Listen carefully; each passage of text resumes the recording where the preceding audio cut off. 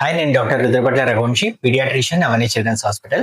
So యాక్చువల్‌గా ఈ మధ్యలో నాకు చాలా మంది కాల్ చేసి, "సార్ మా అబ్బాయికి దగ్గు జలుబు ఉంది. కాకపోతే ఈ మధ్యలో చాలా ప్రాబ్లమ్ అయితుందంట కదా! కాఫ్ సిరప్ తీసుకుంటే. మరి తీసుకోవాలా వద్దా? సేఫా కాదా?" అనేసి అడుగుతున్నారండి. సో రీసెంట్‌గా ఏదైతే ఇన్సిడెంట్ జరిగిందో కోల్డ్ రిఫ్ అనే కాఫ్ సిరప్ గురించి మధ్యప్రదేశ్‌లో గాని, లేకపోతే రాజస్థాన్‌లో గాని దగ్గర దగ్గర 20 మంది పిల్లలు చనిపోవడం జరిగింది. కాకపోతే అది యాక్చువల్‌గా కాఫ్ సిరప్ వల్ల కాదండి. అది కాఫ్ సిరప్‌లో ఏదైతే కంటామినేషన్ జరిగిందో దాని వల్ల. సో నార్మల్‌గా కాఫ్ సిరప్‌లో యాక్చువల్‌గా గ్లైకాల్ గాని, లేకపోతే గ్లిజరిన్ అనే సాల్వెంట్స్ యూజ్ చేస్తాం.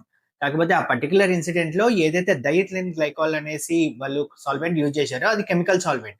యాక్చువల్ నార్మల్‌గా ఉండాల్సిన లెవెల్ కంటే అది 30-40% లెవెల్ ఎక్కువ ఉండడం వల్ల యాక్చువల్‌గా పిల్లలకి కిడ్నీ ప్రాబ్లమ్ రావడం వల్ల, లేకపోతే బ్రెయిన్‌కి పెట్టేసి రీనల్ ఫెయిల్యూర్ వచ్చేసి దానివల్ల పిల్లలు చనిపోవడం జరిగింది.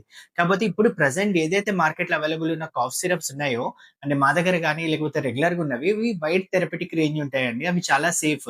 సో, అవి ఇవ్వడం వల్ల పిల్లలకి ఏదో జరుగుతది అనేది మాత్రం మనకి అపోహ.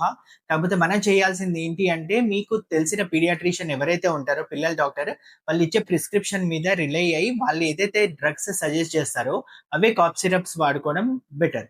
ఓవర్ ద కౌంటర్ వాడుకోవడం, లేకపోతే ఇంటి చుట్టుపక్కల వాళ్ళు ఎవరో చెప్పారనేసి మనకి ఇష్టం వచ్చిన మందులేసుకుంటే మాత్రం ఏదైనా గూడా ప్రాబ్లమ్ అయ్యే అవకాశం ఉంటది.